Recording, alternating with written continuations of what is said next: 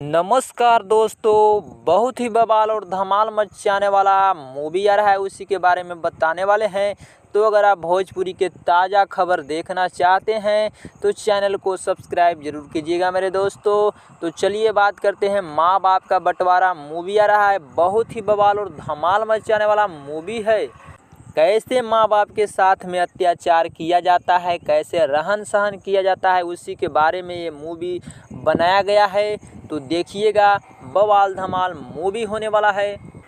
माँ बाप का बंटवारा तो बहुत ही बवाल धमाल मूवी है। माँ बाप के बंटवारा, क्योंकि अपना बाल बच्चा के माँ बाप ने पाल पोस कर बड़ा करता है और आगे चलकर क्या होता है देखिएगा। मूवी में दिखाया गया है कैसे क्या होता है। अगर इस मूवी को अगर आप देखना चाहते हैं तो ये मूवी टीवी चैनल पर आ रहा है, B4U भोजपुरी टीवी चैनल पर आ रहा है। सुबह में 9:30 पर बवाल धमाल मूवी है, देखना ज़रूर मेरे दोस्तों और कमेंट करके ज़रूर बताइएगा।